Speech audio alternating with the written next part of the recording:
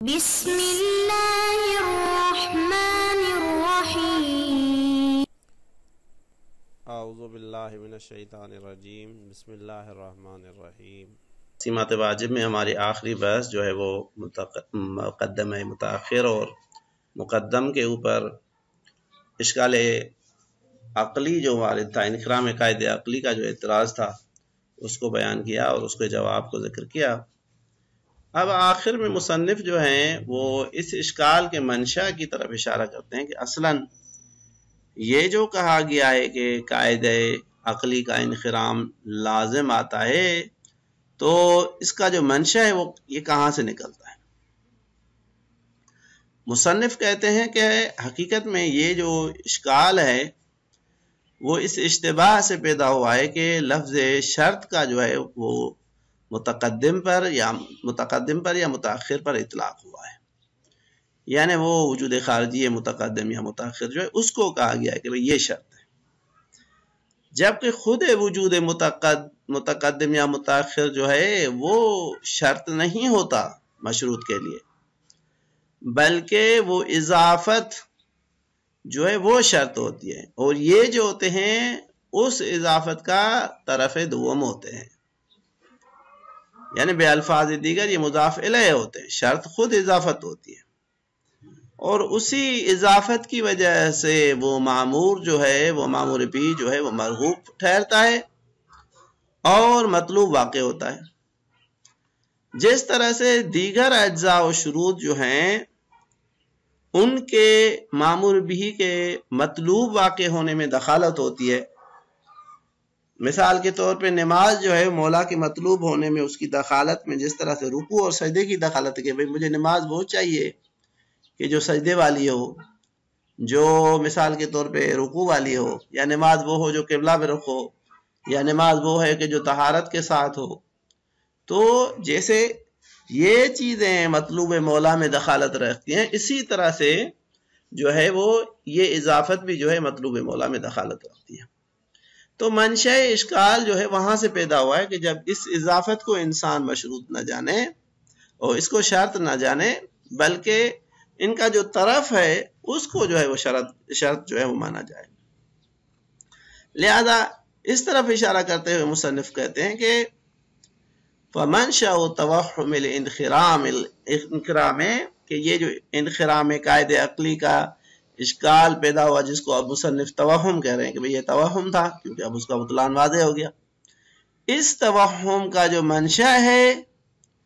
وہ اطلاق و شرط علی المتاخر، وہ لفظ شرط کا اطلاق اور استعمال ہے متاخر کے اوپر، یعنی اس چیز کے اوپر جو وجوداً متاخر ہے۔ وقد عرفتہ جبکہ پچھلی آباس میں تم جان چکے کہ ان اطلاقہ علیہ فیہ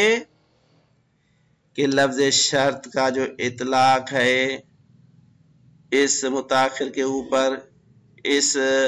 مقدمے میں یا اس معمور بھی میں کا اطلاقی علی المقارنے وہ اسی طرح سے کہ جس طرح سے لفظ شرط کا جو اطلاق ہے وہ شرط مقارن کے اوپر ہوتا ہے۔ فرق جو ہے وہ یہ نہیں ہے، انما یکون لاجل کونہ طرفا للاضافت الموجبۃ الوجہ، وہ شرط جو ہے ان کو کہنا وہ فقط اس اعتبار سے ہے کہ یہ چیزیں جو ہیں وہ اضافت کا ایک طرف ہیں، اصل جو اعتبار ہے جو لحاظ ہے وہ اس اضافت کا ہے، الموجبۃ للوجہ، اور وہ اضافت ہے جو عنوان کی جو ہے نا وہ موجب بنتی ہے اور سبب بنتی ہے، الذی یکون بذالک الوجہ مرغوبا و مطلوبا کہ اسی وجہ کی وجہ سے یہ معمور بھی جو ہے وہ مرغوب بنا ہے، مطلوب بنا ہے، اور یہ ایک اجنبی چیز نہیں ہے، کوئی جدا گانا کوئی نئی چیز نہیں ہے، کہتے ہیں یہ تمام اسی طرح سے دیگر امور میں بھی ایسا ہوتا ہے، کما کان فی الحکم لاجل جس طرح سے حکم میں یہ دخالت رکھتی ہے مطلوب رکھتی ہے لاجل دخل تصور ہی فی کیونکہ اس چیز کا تصور جو ہے وہ حکم میں دخالت رکھتا ہے، کا دخل تصور سائر الاطراف والحدود جس طرح سے دیگر جو اطراف اور حدود دیگر جو شرائط اور اجزاء ہیں معمور بہی میں مولا کے مطلوب میں وہ شامل ہوتے ہیں اور مولا چاہتا ہے کہ اس کے بغیر یہ چیزیں انجام نہ پائیں،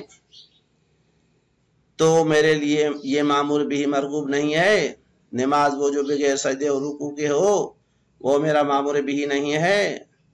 روزہ جو مثال کے طور پہ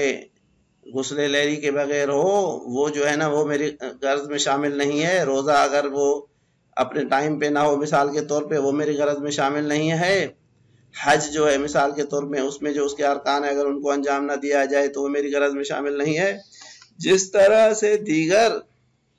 اطراف اور حدود جو ہیں ان کے تصور کی دخالت ہوتی ہے اس چیز کے معمور بھی بننے میں، اسی طرح سے شرط متقدم کے تصور کا، اسی طرح سے شرط متاخر کے تصور کی بھی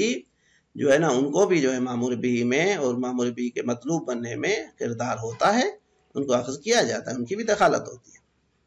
التی لولا لحاظها لما حصل له الرغبۃ فی التکلیف، وہ اطراف اور حدود کہ اگر ان کا لحاظ نہ کیا جاتا تو تکلیف میں رغبت حاصل نہیں ہوتی مولا کے لیے۔ او لما صح عنده الوضع، یا مولا کے نزدیک اثر وضعی تب تک صحیح واقع نہیں ہوگا جب تک کہ وہ دیگر شرائط موجود نہ ہوتی۔ تو منشأ توہم یہی ہوا کہ طرف کو جو ہے وہ شرط مانا گیا اور جو چیز اصلاً شرط تھی اس کو چھوڑ دیا گیا۔ وَهَذِهِ خُلَاصَةُ مَا بَسَطْنَاهُ مِنَ الْمَقَالِ، اب تک کہتے ہیں یہ جو ہم نے تفصیلی بحث کی اس کا یہ خلاصہ بھی ہے، فی دفع هذا الاشکال، اس انخرام عقلی کے اشکال کو دفع کرنے کے لیے۔ فی بعض فوائدنا، ہم نے جو ایک مستقل کتاب لکھی ہے بعض فوائد، اس کو عنوان دے رہے ہیں، اب عنوان دوسرا ہے، اس میں ہم کہتے ہیں ہم نے جو تفصیل سے چیزیں ذکر کی تھیں ہم نے ان کو یہاں پہ مختصراً ذکر کیا ہے، آپ کو اگر تفصیل دیکھنی ہے تو وہ آگے چل۔ پھر کہتے ہیں کہ وَلَمْ يَسْبِقُنِي إِلَيْهِ أَحَدٌ فِيمَا أَعْلَمُ، کہ میں جن کو جانتا ہوں علماء کو جتنی حد تک میرا مطالعہ ہے کہ اس چیز میں مجھ سے پہلے کسی نے سبقت نہیں دی ہے۔ بے الفاظ دیگر یہ جواب جو ہے وہ میری اختراعات، میری ابداعات میں سے ہے، میں نے اس کو جو ہے نا وہ تشریح کیا ہے، میں نے جو ہے نا اس کو جواب دیا ہے۔ فَفَهَمْ وَقْتَنِمْ، لہذا ان کو سمجھو اور غنیمت جان۔ اب دوسرا سوال جو یہ ہے کہ بھی اقسام تو ہو گئے، مقدمے کی 3 اقسام کو ہم نے ذکر کر لیا کہ مقدمہ جو ہے یا متقدم ہوگا یا متاخر ہوگا یا مقارن ہوگا۔ اب محل نظام میں کون سا شامل ہے؟ مصنف کہتے ہیں تینوں کی 3 اقسام جو ہیں وہ محل نظام داخل ہیں، کوئی بھی قسم جو ہے ان میں سے محل نظام سے باہر نہیں ہے۔ لہذا فرماتے ہیں ولا یخفا، یہ چیز مخفی نہیں ہے کہ انہا بجمیع اقسامہا، کہ مقدمہ اپنے ان تینوں اقساموں کے قسموں کے ساتھ داخلۃ فی محل نظام، محل نظام میں داخل ہے۔ وبناء علی الملازمۃ، اگر بعداً ثابت ہوا کہ بھائی مقدمے اور ذی المقدمے کے درمیان ملازمہ ہے، اس ملازمے کے ثبوت کے اوپر بنا رکھتے ہوئے یتصف اللاحق بالوجوب کالمقارن والسابق، وہ جو مقدمہ لاحق ہے متاخر ہے وہ بھی وجوب کے ساتھ اسی طرح سے متصف ہوگا جیسے مقدمہ مقارن جو ہے وہ متصف ہو رہا ہے، یا مقدمہ سابق جو ہے وہ جو ہے نا وہ متصف ہوگا وجوب کے ساتھ، جس طرح سے ان کے وجوب کے ساتھ متصف ہونے میں کوئی اشکال نہیں ہے، مقدمہ متاخر کے متصف ہونے میں بھی کوئی اشکال نہیں ہوگا، وہ بھی واجب ہو جائے گا۔ اس بدونی لا تقاد تحصل الموافقت، کیونکہ ہم نے ثابت کیا کہ اس شرط متاخر کے بغیر، مقدمہ متاخر کے بغیر امر بے ذیل مقدمہ جو ہے اس کی موافقت حاصل نہیں ہوگی، وہ جو ہے وہ اس کی اطاعت حاصل نہیں ہوگی۔ وَيَكُونُ سُقُوطُ الْأَمْرِ بِإِتْيَانِ الْمَشْرُوطِ بِهِ، اور امر کا جو ہے نا وہ ساقط ہونا وہ مشروط ہے، وہ اس چیز کے اوپر مبنی ہے کہ بھائی مشروط کو انجام دیا جائے، مرعین بِإِتْيَانِ، کہ بھائی اس شرط کو بھی انجام دیا جائے، وہ مشروط جو اس شرط کے ساتھ مشروط ہوا ہے تو سقوط امر کے لیے اس مشروط کو اسی کے شرط کے یعنی بے الفاظ دیگر شرط متاخر کے ساتھ انجام دینا ضروری ہے۔ ابھی اسی غسل لیلی والے مثال کو تطبیق دیتے ہوئے فرماتے ہیں کہ فَلَوْلَا اِخْتِصَالُهَا فِي اللَّيْلِ عَلَى الْقَوْلِ بِالْاشْتِرَاطِ، اگر مانا جائے کہ مستحاضہ کے لیے صوم نہاری کی صحت کے لیے غسل لیلی ضروری ہے، فرض کیا جائے اگر اس قول بالاشتراط کو مانا جائے تو وہ اس کا اگر رات والا غسل نہ ہو لما صح الصوم فی الیوم، تو دن میں جو اس نے روزہ رکھا ہے وہ روزہ صحیح نہیں ہوگا. اس نے جو دن میں روزہ رکھا ہے وہ صحیح واقع نہیں ہوگا. بس یہ خلاصہ کلام ہو گیا. اب مقدمات کی تقسیم جو ہے وہ تقریباً کمپلیٹ ہو چکی. اب یہاں سے مصنف جو ہیں وہ واجبات کی تقسیمات کو بیان کرنا چاہ رہے ہیں کہ واجب کی بھی تقسیمات، جس طرح سے ہم نے مقدمات کی تقسیمات بیان کی، اب کچھ تقسیمات جو ہیں وہ واجب کی ہیں ان کو ذکر کرتے ہیں، ان کے اوپر جو اشکالات ہوئے ہیں ان کے جو جوابات ہیں ان کو ذکر کرتے ہیں. پہلی جو تقسیم ہے وہ واجب مشروط اور واجب مطلق کے لیے. اب یہ تعریف حقیقی ہے نہیں ہے، لفظی ہے. مصنف نے اس کے حوالے سے تفصیلی بحث کیا کہ یہ لفظی تعریف ہے، لہذا جو اشکالات ہیں وہ اشکالات اپنی جگہ پہ وارد نہیں ہے، کیونکہ تعریف فقط سمجھنے کی حد تک ہے، فقط معرف کی جو ہے نا اجمالی تصور ذہن میں پیدا کرنے کے لیے کی گئی ہیں، لہذا اشکالات جو ہیں وہ اپنی جگہ پہ وارد نہیں ہیں. لیکن اس کے علاوہ ہم کہتے ہیں کہ خود اگر تعریف کو دیکھا جائے تو جو تعریف کی گئی ہے وہ کیا ہے؟ تو کہتے ہیں کہ واجب یا مطلق ہوگا یا مشروط ہوگا. اگر واجب مطلق ہو تو اس کی تعریف یہ ہے کہ جب ایک واجب کا وجود کسی چیز پر متوقف نہ ہو، یعنی اگر اس چیز کی اس واجب کی طرف نسبت دی جائے تو دو حال سے امر خالی نہیں ہے، یا تو وہ واجب اس کے بغیر بھی حاصل ہو جائے گا، یا یہ ہے کہ حتماً وہ ہو تبھی حاصل ہو. اگر وہ ہو اور تبھی حاصل ہو جائے تو یہ کہیں گے متوقف ہونا. لیکن اگر اس کے بغیر بھی واجب حاصل ہو جاتا ہے تو یہ واجب اس چیز کے بنسبت واجب مطلق کہلائے گا کہ جب ایک واجب کا وجود کسی دوسری چیز پر متوقف نہ ہو جب اس کی نسبت دی جائے، بلکہ دیکھا جائے کہ اگر وہ چیز نہ بھی ہو تب یہ چیز جو ہے واجب ہو جاتی ہے، واجب ہوتی ہے. جیسے حج جو ہے وہ مشی کے بنسبت، بھائی حج کا واجب ہونا مشی کے ساتھ مشروط نہیں ہے کہ مشی ہو، آج قطع مسافت کے ساتھ جو ہے وہ مشروط نہیں ہے. تو قطع مسافت کے بنسبت حج جو ہے یہ واجب مطلق ہے. جبکہ واجب مشروط یہ ہے کہ جب ایک واجب کو ایک چیز کے ساتھ دیکھا جائے تو کہا جائے کہ یہ چیز اس کے اوپر متوقف ہے، اس طرح سے کہ اگر اس چیز کو انجام نہ دیا جائے تو واجب کا وجوب جو ہے وہ خطرے میں ہوگا. جیسے حج جو ہے استطاعت کی بنسبت کہ جب تک استطاعت نہیں ہوگی حج واجب نہیں ہوگا، تو یہاں پہ کہیں گے حج جو ہے وہ مشروط ہے استطاعت کے ساتھ. یا نماز جو ہے وہ بلوغ اور عقل اور ان کے لیے کیا ہے، یہ واجب مشروط ہے. لیکن مثال کے طور پہ بلند جگہ پہ کھڑے ہو کے نماز پڑھنا یا نچی جگہ پہ نماز پڑھنا ان کے بنسبت جو ہے واجب مطلق ہے.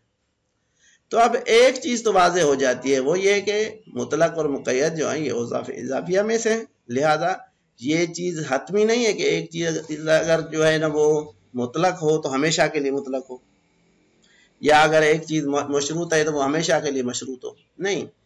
یہ ہے کہ ہو سکتا ہے ایک چیز جو ہے ایک چیز کے بنسبت مشروط ہو، دوسری چیز کے بنسبت جو ہے وہ مطلق ہو. ہاں یہ ہو سکتا ہے کہ جس کے لیے مطلق ہے وہ ہمیشہ اسی کے لیے اس کے بنسبت مطلق ہوگی، جس کے بنسبت مشروط ہے اس کے بنسبت ہمیشہ مشروط ہوگی، یہ ہو سکتا ہے. لیکن یہ حتمی نہیں ہے اگر دو چیزوں کے ساتھ اس کا مقایضہ کیا جائے تو وہ ہمیشہ مشروط ہو. نہیں، کسی کے چیز کے بنسبت وہ مشروط ہوگی، کسی چیز کے بنسبت وہ مشروط نہیں ہوگی. لہذا فرماتے ہیں الامر الثالث فی تقسیم الواجبات، تیسرا امر جو ہے واجبات کی تقسیم کے بیان میں. منہا، ان واجب کی تقسیمات میں سے ایک تقسیم جو ہے وہ یہ ہے کہ تقسیم الی المطلق والمشروط، اس کی مطلق اور مشروط کی طرف جو ہے وہ تقسیم ہے. وقد ذکر لکل منہما تعریفات و حدود، واجب مطلق اور مشروط کے لیے کہتے ہیں کچھ تعریفات اور حدود جو ہیں وہ ذکر ہوئی ہیں. تختلف بحسب ما اخذ فیہا من القیود، وہ تعریفات جو ہیں مختلف ہوتی رہتی ہیں، وہ حدود مختلف ہوتی رہتی ہیں ان شروط کے اعتبار سے، ان قیود کے اعتبار سے جن کو ان تعریفات میں اخذ کیا جاتا ہے. وربما اطیل الکلام پہ نقض والابرام فی نقض علی الطرد والعکس، اور کبھی جو ہے نا علماء کے درمیان میں یہ اس کلام کو طول دیا گیا ہے، بہت یعنی تفصیل سے بیان کیا گیا کہ ان تعریفات کے اوپر کون سے اشکالات ہیں، کون سے ردود ہیں. کہ یہ تعریف مثال کے طور پہ نقض ہوتی ہے کہ یہ جامع نہیں ہے یا معنی نہیں ہے، تو اس اعتبار سے جامع جمعی افراد نہیں ہے، یا معنی جو ہے نا اغیار نہیں ہے. تو اس طرح سے اشکالات کیے گئے.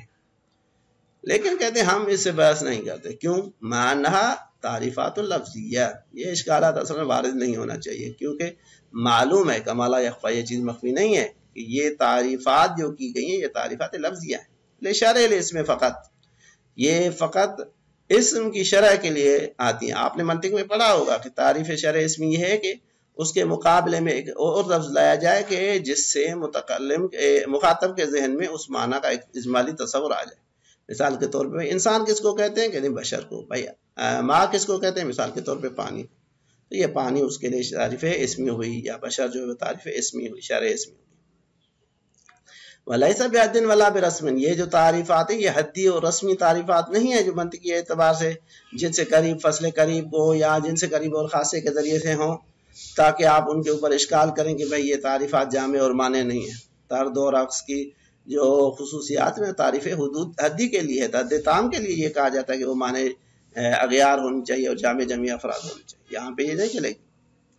والظاہر انہ لیس لہم اصطلاح جدید فی لفظ المطلق والمشروط.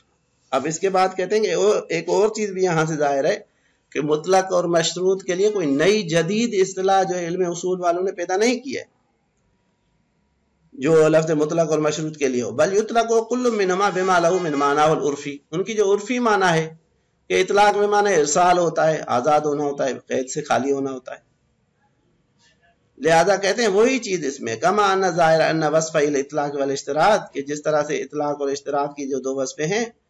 یہ بھی کہتے ہیں وصفان اضافیان. پس پہلی معنی تو یہ ہوا کہ ان کی معنی وہی عرفی معنی مراد ہے، اور جس طرح سے عرفاً یہ اطلاق اور تقیید جو ہے امر اضافی ہیں، یہاں پہ بھی ایسی ہے. بس یہ دونوں وصف اضافی ہیں، حقیقی نہیں ہیں. وَإِلَّا لَمْ يَكَدْ يُوجَدْ وَاجِبٌ مُطْلق، کیونکہ اگر یہ اضافی نہ ہو تو اصلاً دنیا میں کوئی بھی واجب مطلق ہوگا ہی نہیں، کیونکہ ہر تکلیف جو ہے حد عقل اس میں شروط عامہ جو ہیں، عقل، بلوغ، قدرت وغیرہ، یہ شروط عامہ جو ہے یہ تو ہوتے ہی ہوتے، ان کے بغیر تو اصلاً تکلیف صحیح نہیں ہے، تو تمام واجبات مشروط ہو جاتے. لہذا کہتے ہیں ہم کہتے ہیں اضافی ہیں. ایک چیز کے بنسبت، مثلا ایک واجب ایک چیز کے بنسبت مطلق ہے، ایک چیز کے بنسبت مقید ہے. ضرورت اشتراط وجوب کل واجب ببعض الامور، کیونکہ پتہ ہے کہ ہر واجب کا وجوب جو حتماً اس کے لیے بعض شروط ہوتے ہیں. لا عقل من الشرائط العامہ، حد عقل شرائط عامہ تکلیف، بلوغ، عقل، قدرت وغیرہ جو یہ تو ہوتے ہیں. تو کلی طور پہ ہم دو چیزیں سمجھتے ہیں کہ بھئی معنی وہی عرفی معنی ہے، یہ دونوں وصفی امر ہیں، اور تعریفات جو ہیں وہ